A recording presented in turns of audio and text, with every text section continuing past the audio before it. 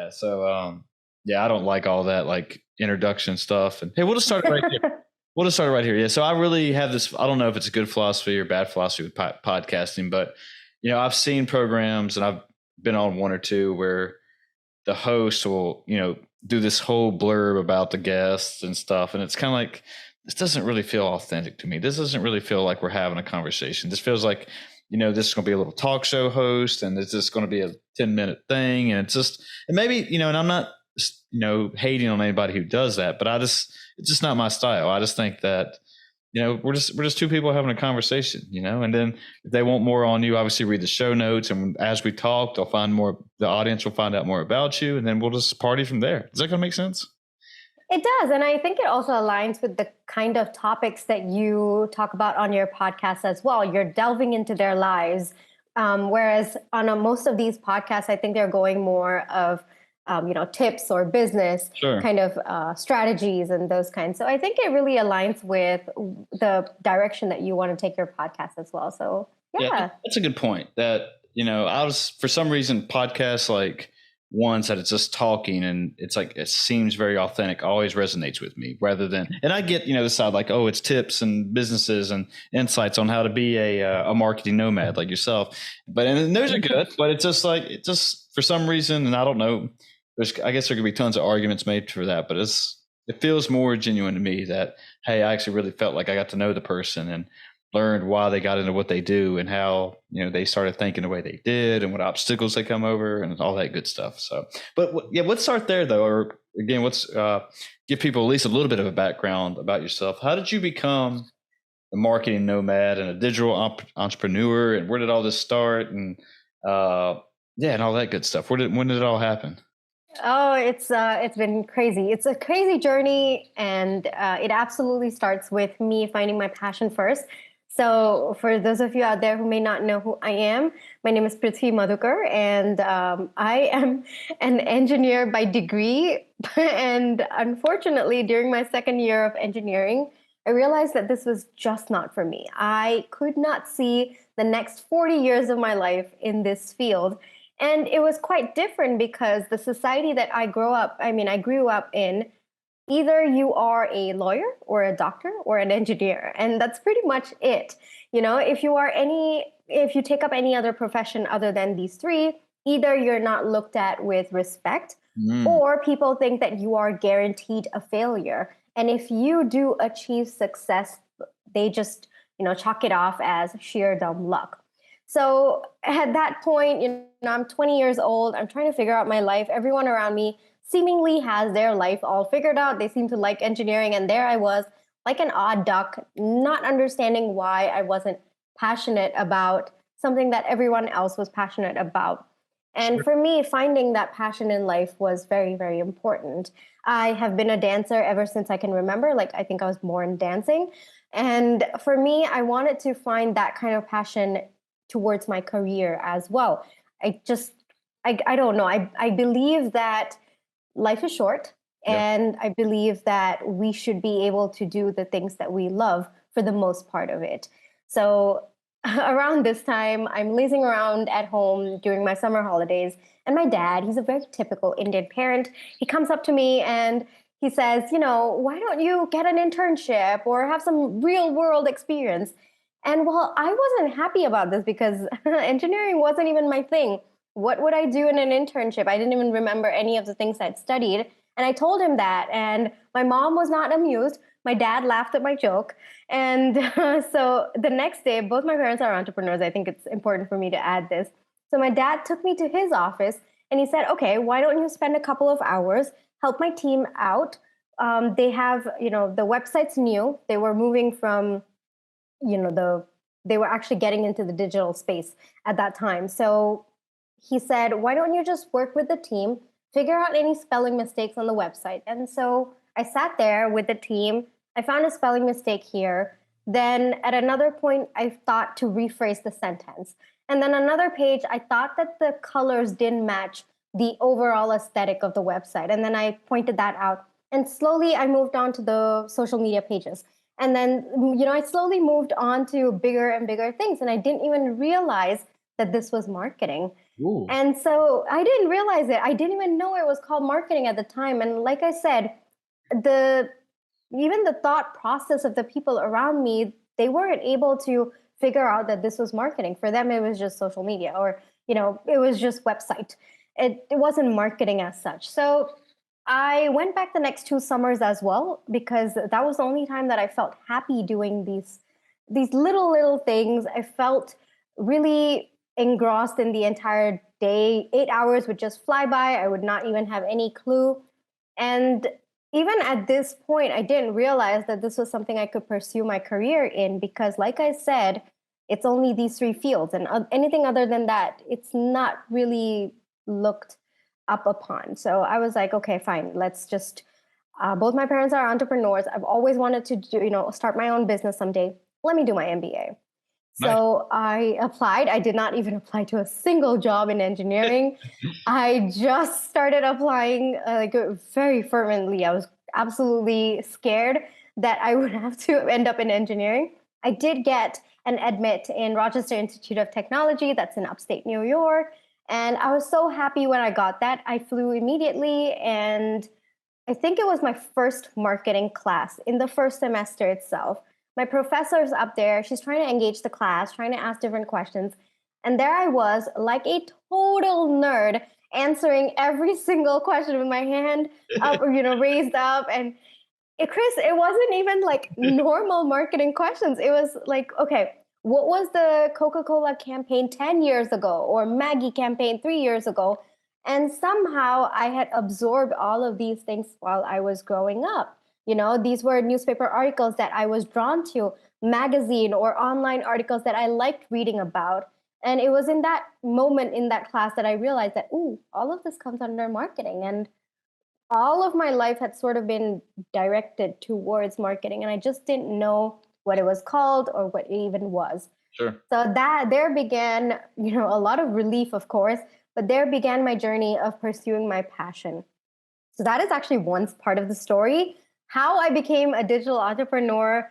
Oh, that story's got so much drama, so much intrigue, and it's been absolutely chaotic. But I will start that part of the story right now. So I complete my MBA. I found my passion. I'm absolutely happy. I get a full-time job on Long Island. It's a top solar farm. Super, super excited about my life. Well, I'm living so close to New York City as well. And, I'm just enjoying the best part of my time. So as an international student in the US, we get 1 year of OPT, which is optional practical training. You're allowed to work on your student visa. However, after your 1 year is up, for non-STEM students, you have to renew it into the H-1B visa. So my employer, he applied, and unfortunately, my work visa was not processed. And that meant I had to leave the country. And I had to leave my job, my amazing friends, my colleagues, and I had just figured my life out. After feeling so lost during my engineering days, finally, I felt like there was some direction to my life. And overnight, everything just flipped upside down for me. I was in a lot of pain. I was in a lot of anguish. I was frustrated. I was angry at life, angry at fate. And during that entire 3 months of turmoil, I guess I would say, I realized that I had two options. One, to put my resume on LinkedIn for other full-time jobs across the world, not necessarily India, which is where I am living right now. But that would be one option. But the second option was that I actually start something on my own instead of waiting 5 or 10 years. I mean, that was always the plan. But if I didn't take this opportunity to start something on my own, then I guess maybe I would regret it in the future. And that was my entire thought process. So I decided to try out the entrepreneurial journey. I thought I would try it for a year and see how it goes. If it worked out, which meant for me, working out meant if I could cover my basic living expenses and my business expenses, then maybe I could see how far I could take it. And I thought that I owed it to myself to try. And I was already at level 0. There was no harm in going down this path. Sure. So, 1 year later, if it didn't work out, I could always put my resume on LinkedIn and go that path. So that's actually how I started, Chris. I started putting my profile up on freelance platforms. After that, I think about 8 months in, it was pretty clear that something was working. I was starting to gain a lot of recognition on these social media platforms as well as freelance websites. And I thought, okay, if it's working, why not I continue it? And then I set up my business in August of 2020. I was in India at the time. I set up my company in Delaware, and this was in the middle of the pandemic. But I have not looked back ever since. It's Good. been a roller coaster ride, but I've absolutely enjoyed every minute of it. Good. That's so badass. I love it when, you hear these stories of people wanting to finally take a chance at something, and, whether they know that, okay, it might be trash in the beginning, or they know they're starting at level zero, like you said, that, eventually, hopefully, if you stick with it, good things will happen. And yeah, it'll be a wild ride, but it'll also be a learning experience, and it'll be fun along the way. And I totally can relate to that, just because, and I wish I was 20 years old and would have started this podcast when I was 20 years old. But, I think I had this, I don't know, I didn't have the wrong life manual, I guess. I just kind of thought that it was always inbred into me that if you go to college, you'll get a good job coming out, you'll be successful. Then that kind of didn't work out for me at all. Well, I mean, it kind of did, but it kind of didn't. And then I decided, oh, okay, well, I just need a higher degree, so I went and got back my master's, and I was like, okay, yeah, now I'll be even more successful. I got a higher degree. And not to say that I'm not successful, but, I got a good job and everything, but it was just one of those things, like, I thought for whatever reason that just having those degrees and doing that I was going to be making, rich money, like this, be set for life. And then, but it's not like that. And I was always afraid to start something on my own, just because it was like, ooh, what if I fail? What if I end up living back with my mom and father and be a failure in front of all my friends and all that? So it's finally when the pandemic came along, that is why I started this podcast. I was like, I'm just going to try something. I want to try it. I've always liked podcasts. I'm going to do it. I'm going to start talking to people, and it's one of the best things I've ever done. Sometimes, it's just, I had only my friends coming on in the first few episodes, and I never thought after 3, 4, 5 episodes it would, do any more than that. But it's grown a little bit, and I'm enjoying it. I get to talk with cool people like you, and it's one of the best things. It just, I guess my point is actually just taking a chance at something and seeing what happens, whether, and that I wish more people would. And I think more people are starting to accept that kind of mentality, rather than just, oh, I'm just going to go to college and hope for the best, and I'm going to try to become a doctor or a lawyer or whatever it is. But it's just like, oh no, you can do other things in life now, and you got the whole world at your hands, just if you're willing to look up the information and talk to some people and get on LinkedIn, I guess, too. So yeah, but it's cool, and I'm glad that, I mean, what was one thing that you learned, like, starting from level zero and starting to grow your audience and your social media, and like from that? Because it seems like that's a lot of people who I've been talking to, they're starting at level zero and they're starting to try to work their way up that mountain. Well, I think the first thing that I learned was to trust myself implicitly. There is no other substitute to that. I think that on this journey, you will doubt yourself a lot. There will be a lot of occasions where things will hit a low a lot of times. And I'm sure you'll agree with this, Chris, because the entrepreneurial journey, it's not easy. I mean, a lot of people think that, oh, yeah, within 6 months, you're going to hit 6 figures or 7 figures, but it's really not that. There are more lows than highs. But I mean, that's why we enter the whole thing. We like that freedom that comes along with that. But Sure. I think the most important thing that I learned was to trust myself, regardless of if I couldn't find a way. I trusted myself to find the right people to help me out. If there was a problem that was really tough, I trusted myself to find the resources to help me out, or I trusted my own resourcefulness or my own skills, my own knowledge, my own abilities. And I think that is one big lesson that I have learned for the rest of my life. And I think if you trust yourself on this journey, I don't say that things become easier, but I think that you invariably find a way to get over the harder times. So with what you're doing, are you helping, certain people become better with their marketing strategies and their social media presence? Okay.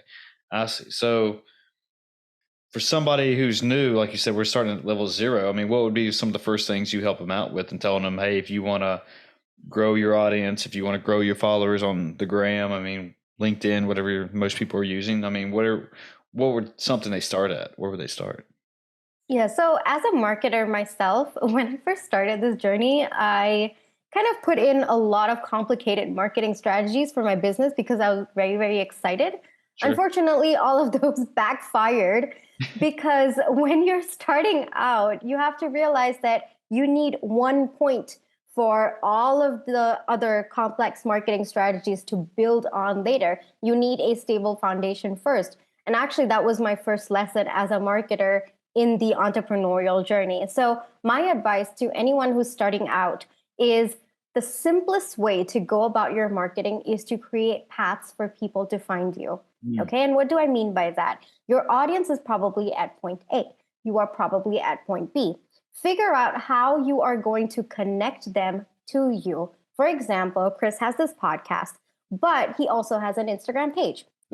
How is he going to get people on Instagram to first find his Instagram page, and then from his Instagram page, hop onto his podcast and listen to his episodes? So those are different paths that you're creating for people. Not just that, you are interlinking those paths. Like from Instagram, you're sending them to podcast. From podcast, you're sending them to Instagram, and vice versa. So that is actually the most important and the most important thing for you to form a stable foundation. And after you have that, after you just focus on creating paths for people to find you, you can start overlapping marketing strategies over that. And it becomes a natural progression of adding marketing strategies instead of you randomly throwing in a marketing strategy, because at that point, it becomes a flow instead of a complex marketing strategy that you're just trying to jam in. And this was a lesson that I learned. And now whenever I talk to anyone, or whether it is even giving tips on my social media platforms, it's just keeping it simple. When you start out, there's a lot of advice out there, there's a lot of tips out there. You will feel really excited to add them all into your marketing, but you have to understand that you have to start simple. Create paths for people to find you, your business, and your products or your services. So with that, and I don't really know anything much about social media. I just usually just post something, throw it up there, and I just kind of move on with my life and stuff. And besides me just randomly scrolling through Instagram, but is it to be better? Is it better for people to be on as many platforms as they can? Or should they only stick with maybe the one they're the most active on? Or is it better just like, hey, if it's something new, I just learned about Substack the other day. It's like, oh, should I go ahead and start promoting stuff on there too? It's like the more the better. I think that's a really good question, Chris. And there are different ways to answer this just because each person's business is very different. But one thing, there are a few questions that you can ask yourself to come to a conclusion of, what decision or what path your business needs to take. Number one is, where is your audience located? Okay, that's probably a place that you should hang out more at. Number two is, if you are the person who is figuring out your marketing and you're a one-man show at this moment, I would say pick a platform that showcases your strengths. Because a lot of times, some people, they are comfortable with podcasts like you are. Some people, they're comfortable with maybe video. Some people, they're more comfortable writing. There are different, strengths that each person has. And if you are a one-man show who's also doing the marketing for your business, I would say move to your strengths. Because when you end up on a platform that you are not comfortable with, it shows. And people may mistake that uncomfortability. Wow. Uncomfortability. Let me say that fast 3 times. It's really, really hard. Okay. So, people may mistake that uneasiness for you just not being comfortable talking about your business or your products and services. And that actually leads to mistrust and so on and so forth. It's a whole behavior that you've got to analyze about your target audience. So my fundamental point is, you've got to figure out your strengths and work the platforms that apply to your strengths. Now, number 3 is, if you are hiring someone, okay, what resources can you afford in that moment? Okay, pick the platforms that actually work to your budget rather than expanding your budget to fit the resources. That's usually a mistake that I do see a lot of businesses, especially one man, shows who are hiring maybe an independent contractor. They're at that stage where they can outsource a little bit of work. And then my fourth point is, are you a business owner or are you a marketer? You have to understand that content creation, social media, all of your marketing is just one part of the wheel. You are fundamentally a business owner. And this was actually a lesson that I had to learn as well. As a marketer, it's pretty much ingrained in me to focus on content creation, to focus on marketing. But I had to move away from that mindset. And I agree that there is a lot of pressure on solopreneurs and small business owners to focus on social media. And while that is very, very important, I will not deny that, you have to agree that there are other duties and responsibilities that you have as a business owner. So I would say figure out a platform that fits in with the time you have left after completing all of those responsibilities and duties. That way, it helps to stay consistent on these platforms because you now acknowledge that content creation is just one part of the wheel. It's not the entire job that you have as a business owner. And a lot of people look at me, I'm on various platforms. A lot of people look at me and they say, well, Prit, you're on at least 6 different platforms. And for that, my answer is that I think that's the natural direction that I want to take my business. I want to be fundamentally a content creator, which is why I've got, so many different kinds of content. It really inspires the creative side for me. So you also have to see what's the direction that you want to take your business as well. So different answers, but at the same time, you've got to find what works for your business, your vision for your business as well. And those are some good points and something I never really thought about. And while you were talking, I was thinking about this, that it seems like, for me, and just maybe not for me, but in general, that most people would want to jump on the newest social platform. And just because, and I guess where I'm saying is because I remember when Facebook first came out, like 2008, 7, I don't even remember. But, it was only for college students. Only those people were on it. And now it seems like it's like for old people to be on Facebook. Yeah. That's what somebody told me one time. And so it's just like, all right, you're posting on Facebook. All right, who goes on Facebook anymore? It's like, my grandma. It's like, cool, bro. So it was like, all right. So it was like, all right. So, I got more active on Instagram, and I really liked Instagram, and then Twitter was always big, but for some reason it never took off for me, just because I always thought it was for celebrities, and it seemed like when Twitter started out, it started a little bit after Facebook, but unless you already had a huge following, it was almost hard to. And I'm not saying it can't be done. I'm just saying it was a uphill battle the whole way to try to get a following on Twitter. And so, now, I've learned about TikTok, which I don't know how I feel about that, but I guess, but my point is that, there's always going to be a newer platform, and you should at least go out and try it, I guess. Right. And like I was looking at Substack the other day, and I really don't know what it is, but I was like, it's for podcasters. It's for people who write, apparently for journalists. And that is like, okay, this could be something to me. So I've been exploring that a little bit and wondering if that's just another area of promotions. Does that kind of make sense? Yeah, absolutely. I know that when Clubhouse came out pretty recently, I think everyone just kind of swarmed to it and then it died out after that. Sure. And I think that's one thing that you have to understand, that the whole fad of social media, it can fade away. It can absolutely fade away. And I think that when Clubhouse started, I was pretty sure that I did not want to go down that route because, one, I already had a marketing plan in place. There was not another social media platform that I could fit. And I think at this point, we probably have to talk about shiny object syndrome, because that's absolutely legit for every single business owner and entrepreneur out there. So I think one of the questions that I would ask myself at this point is, does that platform align with the vision that I have for my business? Or am I chasing it because it's just shiny, or it's the new in thing? Am I feeling insecure that I'm going to be missing out on something? So at this point, when I asked myself this question, it was pretty clear that it was a shiny object syndrome. And one, I did not have the time, the bandwidth to take on another social media platform. And I thought that if I finished with my marketing plan, and then for the next, I think it's the next quarter, if I thought that it was helpful for my business, then I could take a look and figure what it was all about. But I think the most important thing to understand is first figure out where your audience is. That's the most important thing. And second, work to your strengths. I guess I would say that. Yeah. So once you figure out where that audience is, I mean, is it start to become, okay, I got to keep creating content, thumbnails, pictures, anything to make them, to give them a reason to come back to my page every time.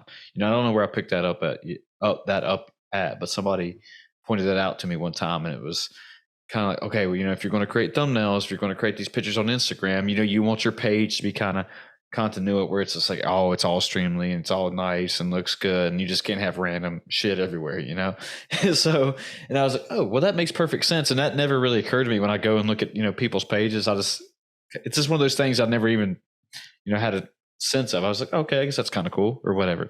But yeah, it was just like, but you go and you look at other people's thumbnails compared to, and this is on YouTube, of course, their thumbnails compared to somebody else. It's, oh, well, I do like theirs better, I guess. So I probably would click on that video. Is that kind of what it boils down to? Unfortunately, yes. A lot of the decision-making process happens within 3 to 7 seconds. So you've got to make sure, that's one of the marketing rules out there and consumer behavior tactics that we have to align our marketing strategies for. So usually consumers or even your target audience, they make their decision within 3 to 7 seconds. So you've got to make sure that you are capturing their attention within that time span, whether it is an awesome thumbnail or whether it is the hook of your conversation or what you're saying or the videos. All of those things, I guess I would say, people do judge a book by its cover. So it is important to focus on all that as well. But it's not just the visual aspects about it. It's also if you can get a great hook for the beginning 3 seconds of your video or the podcast, capture people's attention right off the bat so that, and then not just that, but sustain that attention throughout. That's also super, super important. So the thumbnail, the visual aspects is just one part of the wheel. It's not the entire thing. But when you capture their attention, the next step is to figure out how to keep it going, how to sustain that attention. And then the next step to that is to figure out how to get them to take a step towards your business or your products or your services. So whether that is downloading a lead magnet or listening to the next episode of your podcast or following you on another social media platform. So it's basically these 3 steps that you've got to keep in mind with every single piece of content that you put out there. So when putting that content out there, like you said earlier, you were kind of drawn to certain things at a young age and you just memorized them or whatever. I mean, is it like human psychology or human law and human nature, whatever you want to say, that they are just, we are just automatically drawn to certain images, colors, objects, and we're just like, ooh, shiny, like you said, shiny syndrome. I'll click on that, whatever. Is that kind of what it is? And that's why you got to kind of feel like, ooh, you got to know, like when you said, your audience. I know most of my audience likes the color red or something like that, and that's what you end up doing. I guess it's not just about the color, though. In marketing, there are a few colors that signify different things, like blue signifies trust. The mind automatically connects blue to trust. And that's why they say that when you're going for job interviews, it's usually helpful to wear blue color because it signifies trust and also team player. They're different, So each color has its own psychology behind it. People perceive colors, people perceive different, the way you speak, the way you talk, the way you show up, your personality. There's different perception to all of that as well. So it's not just colors, it's also the way you show up, like Chris, the way you started this podcast. Mm-hmm. It's natural that your audience will most likely align with that format because that's just how they are as well. So it's not just colors, but it's also a whole spectrum of your branding that people will align to, people will resonate with. And that's why it's very important to be intentional about your branding. Like Chris, for example, if you liked maybe that sort of format, then it's natural that the audience that you attract would like that sort of format, but you don't. You like free-flowing conversation. You like getting to know people, digging in deep. So the people who listen to you, and that's very intentional branding on your end as well. So it's natural that the people will be attracted to that personality of yours and that format of your podcast as well. So at the end of the day, everything that you do has to be intentional. It's not necessarily about the visual effects or the visual aspects. Would you say you're creative? You're got a creative mindset? Yes. I'm extremely creative. That's why I'm on so many different platforms. I feel like my creativity expands into different spectrums, like video, podcasts, even designing products. I'm a writer as well. Very, very creative person. Yes. Did you always know that? Like at a young age? I guess I've always been a dancer. So I guess I knew that side of creativity always existed. And I did figure out that I knew how to sing at some point in my later teens, which was weird. And so I knew that there was some part of me that was very, very creative, but the designing aspect and the strategizing and all of that came during my MBA. I was like, okay, this is something that I'm good at. Things are just piecing together in my mind. And then I always knew I was going to be an author someday. So I think from the age of 7. So wow. I don't know if I always knew that I was a creative person, but I think I knew what my strengths were from a very young age. Yeah, like I don't think I knew what mine were at a very young age, and I think generally speaking, most people when I'm talking to them and when I ask them strengths or values or something, they really don't know, and it's just not until they, like you said, you were going through your MBA or you started doing things, and you're like, oh, this is kind of making sense to me. This resonates to me for whatever reason, and that, then it's just like, oh, I know I'm good at writing, or I'm good at, being a creative person, and let me turn this into something. And they start to follow that passion. And I think that's one thing, and the reason I asked you is because I was thinking about, when I'm creating my stuff, it's like, well, I never thought of myself as a creative person, but I kept thinking I got to work at it. I want to become more creative, and I got to learn to, figure out how I get that creative bug out of me, or get whatever's inside brewing in my head, and do something with it. And so, yeah, and I think most people are pretty creative. They just don't understand or know how to externalize it. Does that kind of make sense? Yeah. Yes, absolutely. I believe in that, actually. I think that we all have something that we're drawn towards, we're passionate about, we're good at in the creative spectrum. I think that either we don't allow ourselves to recognize it, or we just don't think that it's a possibility for us to recognize it as a passion, or as a creative outlet. And I think that every single person in their own way, I mean, even if you take an engineer, finding creative solutions is a part of creativity. Sure. So I think that there are different ways to be creative, and it's not, and I think that when people hear the word creative, they think, oh, okay, it's just arts, or it's just drawing, or it's just, sure. I think that very narrow definition of creativity is what stops us all. And the fact that creativity has no bounds, it's pretty ironic that we have such a narrow-minded perception of what creativity is. So yeah, absolutely agree with that. That's a great point, because I would say if you asked me back in college if I was creative, that would be the first thing I would have said, that, oh, creativity is only for painting or drawing. And just that, I can't do either one, and I've done a couple one designs. I mean, no big deal. Which are fun. But I mean, that was kind of stupid, but I have done them. They're fun. But, shit, I lost my point. But yeah, so it was not until afterwards that, I started to learn that, when I did things, as far as, I started learning how to do Photoshop and Illustrator and stuff. And I would just follow along a YouTube video, and I was like, oh, I'm creating something here, even though it's kind of a copy or something what they were doing. That I was like, oh, I am creating something. And I started to get to build that skill set, and where I was like, okay, I want to create something on my own now. And, and I got to do it. And it was cool because I got to do it how I wanted to do it. I didn't have anybody, sitting over me like, oh, I want it to be done like this. I got and I was like, ooh, and I got that feeling that was really cool. I did something. It was that satisfaction. And that's where I was learning that, I guess part of it also where I started learning, okay, if I really want to do something, I can do it. It's just a matter of how and when, and just let me sit down. It might take me a little bit longer than, like yourself, who's been doing it for longer than I have. But I said, but I can do it. And it's as long as I'm willing to grind it out and, shift that mindset a little bit, that I can make some magic happen.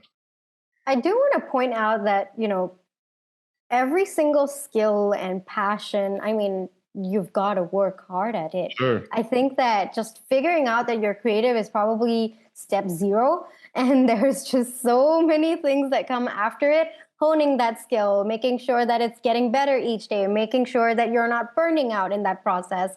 There's so many different aspects to creativity. And especially in the creative spectrum, what I feel is it's because we're so happy, especially with you with your podcast and me with what I do with my business. I'm so happy doing it that sometimes I don't even realize that burnout is sneaking up on me.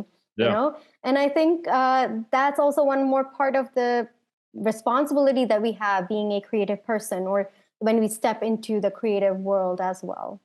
No, I agree 100%. And I think that goes back to the argument, does hard work beat talent? And there's always going to be people who are just gifted with whatever. There's automatically just drawing and masterpieces at a young age, but there's other people out there who know they don't have that talent, but they're willing to do whatever it takes to work hard at it. And at the end of when it's all said and done, does hard work beat talent?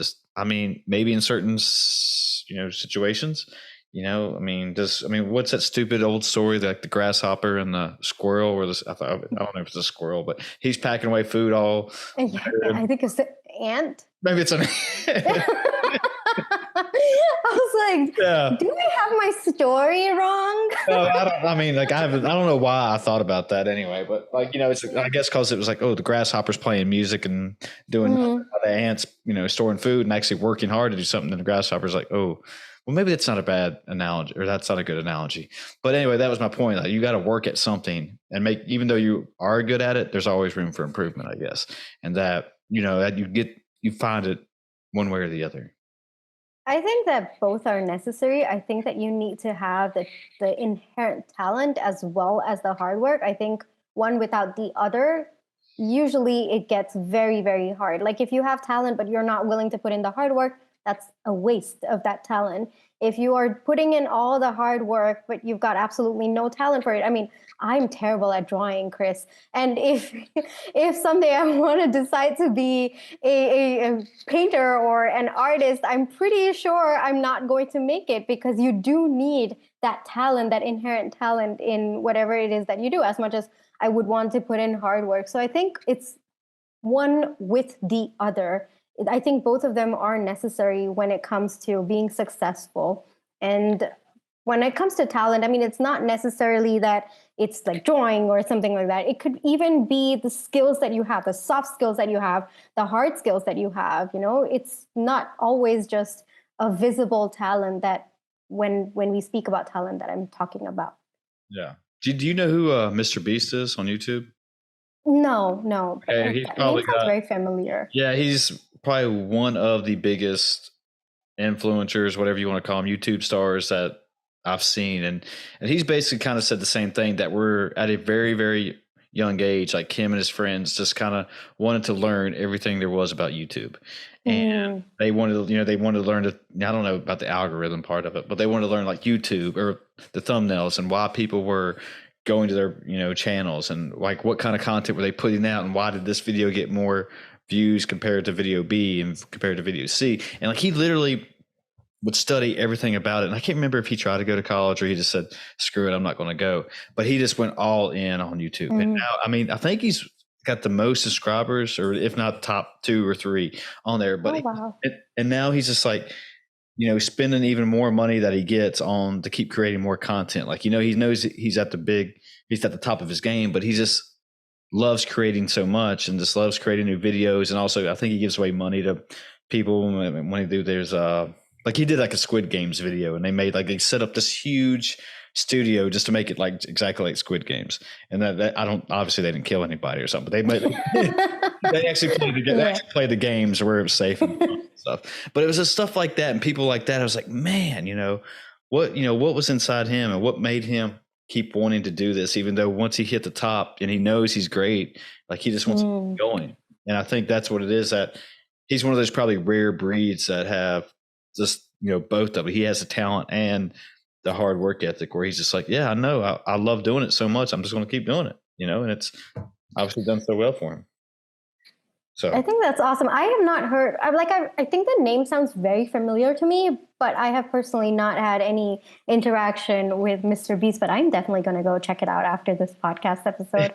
Yeah, he's got a bunch of random videos where he does stuff like that. Like there was one video where he made these size like 18, the ridiculous size shoes he had them specially made. And I don't even know why I'm talking about this anymore, but it was just interesting to me that I forgot he walked like half a marathon or a full marathon in these shoes and just to do it. And then he was just like, because it's content, he's creating content. Yeah. And like he had to stop halfway through or whatever, but and he went and spent I forgot how much money he spent on it just to make this one video. And it was so cool that there's people still like doing that, where people, I think, where they see that, and maybe not all people, but certain entrepreneurs, they see this video and they're like, oh, I can go do that. And then after, 2 videos and they just kind of throw something together and not really put their best work into it, and that doesn't go anywhere, they get, sidetracked. They're like, well, this isn't for me. I tried.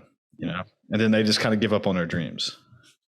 Well, I think you bring up 2 different points there, Chris. One is consistency part of it. I think that talent, hard work, but at the same time, you've got to keep consistently showing up. I think that's also an important part of the equation.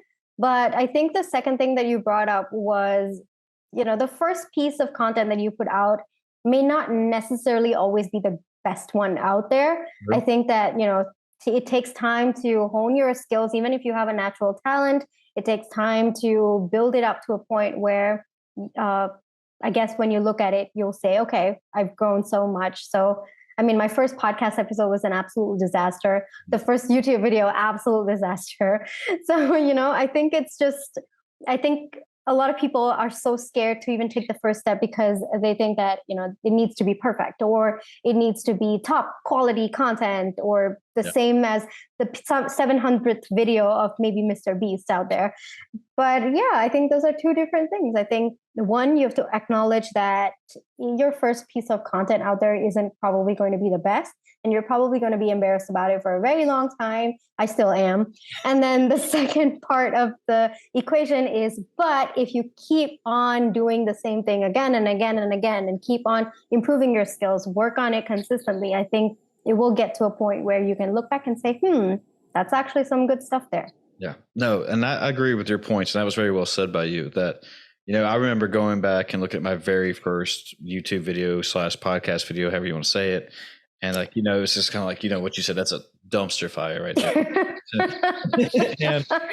and I was like, oh my gosh, I just need to take this down. But, I can't remember where I picked this up from somebody along the way, but they were like, no, keep it up there because it shows you what you said, how much you've grown. Like you can go look at your latest video, then go look at that video and be like, look how much, you learned along the way and things that you did differently.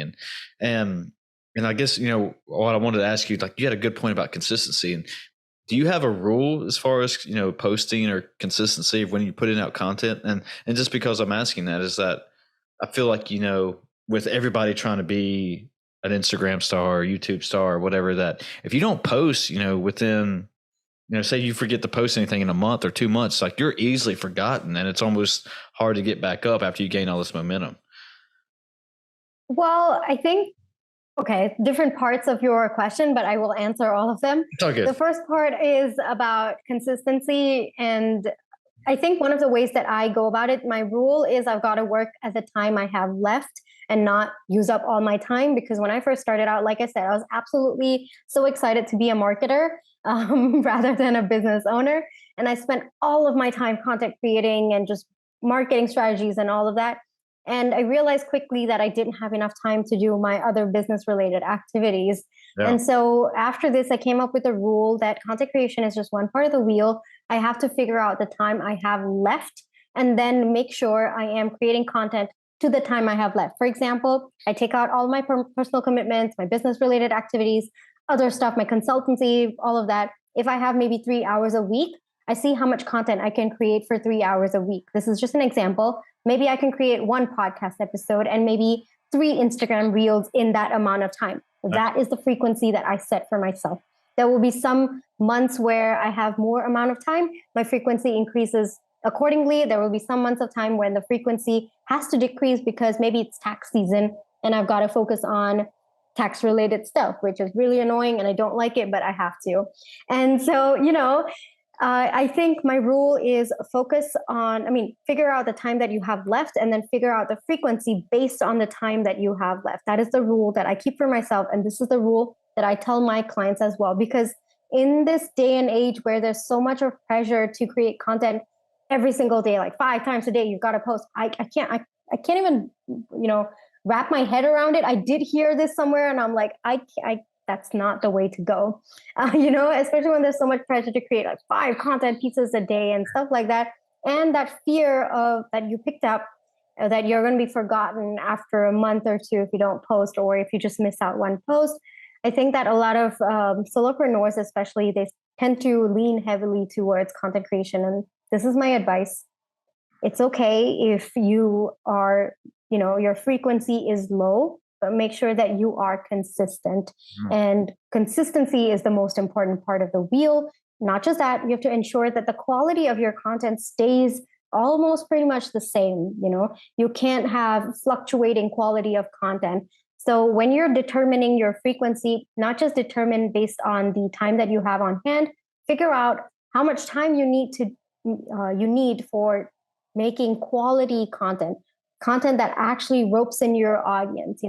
For Chris, if it's one podcast a week and he can absolutely spend that 1 hour creating such valuable content, then that's awesome. Rather than 3 podcast episodes with just maybe hardly any pieces of valuable information. Which one would your audience prefer? Most likely, even if it's just once a week, they would most likely prefer that. So it's all about understanding that consistency and quality matters more than many pieces of content or the quantity of content. Yeah, that's a good point too. That when I'm doing these episodes, I always want to be able to say that I brought my A game and I was able to give the other person a good vibe, a good feeling. I just didn't get on here and just like, what's your favorite color? Cool. Yeah. I wanted to be like, try to do everything right and try to get, my best out of everything. And to your point though, like when you were talking about setting time aside, that it's coming like, to this point of my solopreneur podcast, whatever you want to call it, that, it's just like, okay, people have come to me and be like, all right, you need to start making reels. You need to start making YouTube shorts. You need to start making TikTok videos. And it's like, damn, like I thought I was doing good just to do a couple episodes a week or whatever, put those out, in which, and like, talking about being on the team and stuff. And it's like, well, I'm contemplating that as a time to try to bring in somebody like, hey, I want you just to pick out certain parts of the episode, make a reel out of it or make a YouTube short. And it's also that, I could do that too, but it's like, okay, I got this part down, I'm a solo guy as it is, but it's like, all right, so if I could go back while I'm editing or do something, pick out one thing, and like while I'm doing a full episode, go ahead and make a couple reels and and just say like, all right, for this 1 hour out of my day, I'm going to make 1 reel or 2 reels or something. But I think it's got to the, it's just for me, it's just like, because I started out, and I guess it's a good habit. Maybe it's a bad habit, but my habit was like, all right, make a podcast episode, make good content. Don't worry about anything else, And that's what I solely wanted us to do, was just like, all right, that was my bread and butter. That's what I wanted to make sure everybody at least got that out of it. So now it's becoming like, okay, I guess on a Sunday, I could wake up every Sunday and say for 1 hour, I'll take the previous episode, cut this out, and then I got something else. And it really wouldn't take that long. It's just a matter of me just wanting to do it. Plus, I'm also doing a million other things, I feel like, too. So it's kind of like, maybe I don't really want to do that. So, but yeah, no, I get what you're saying, though. It's kind of like just making that time management skill set and just making myself sit down and just create a 1 minute reel or however long they are now. I don't know. So and get a little bit more. Yeah, I think a little to that would be, I think it goes back to what I said, creating paths. And once you've stabilized one path, like for you at this moment, you feel like you've got a good, I guess I would say, repetition. You've got yourself in a good schedule for your podcast episode. Now you're looking to expand and create other paths. So I guess that's a good way to go about it. But if you were still trying to figure things out, I would say, figure that out, figure that path out, and then move on. So yeah, if you feel like you're in a good spot, why not? Why not? Well, what's your future? I mean, what do you got planned for yourself? I mean, you just want to keep growing your business, your podcast channel? Is that what do you got going on?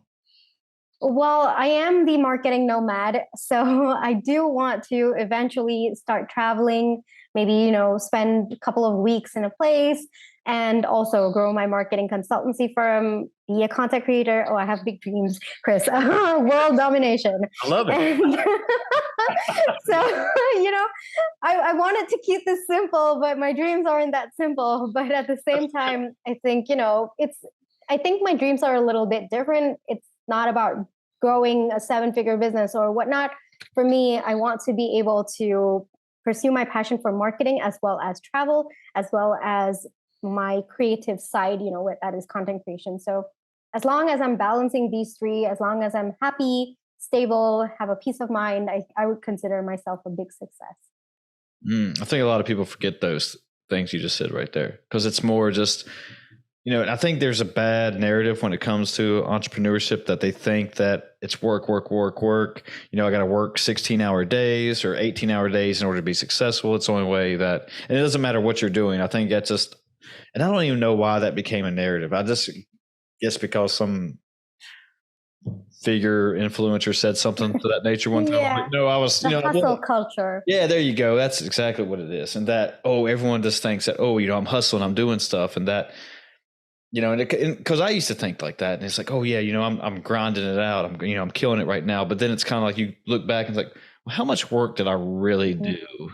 And then the work I did do, was that quality of work? I mean, because I noticed a lot of people, they tell me that, they worked 4 hours on something. It's like, it took you 4 hours? What were you doing? And then, and this is not everybody, of course, it's generally speaking. It's like one of my friends, and they're just like, well, I was, on Instagram too, and I was doing this while I was working. And it's like, okay. It's like, okay.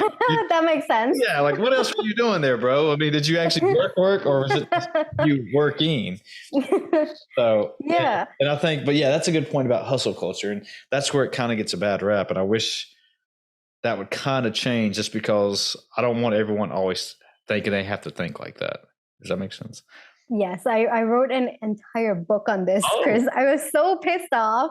To be honest, I was really, really angry about the fact that, the hustle culture is you push yourself to a point where, well, it promotes workaholism, and to a point where, you have to sacrifice your mental, physical, and emotional health. And it absolutely pissed me off, because in the beginning, I used to look up to all of these big digital entrepreneurs. And this was all that they were saying. If you were not working, then you were failing. And more importantly, if you were not working, everyone else was ahead of you. Sure. And, that's such a toxic thought process. And, at some point I was feeling very competitive. I was like, okay, I've got to do this. I burned out within, I think, a year of starting my journey, because, and it was a massive burnout. I had to take like a 2-month break from working. I just did not want to see anything related to content creation or anything related to my business for 2 months.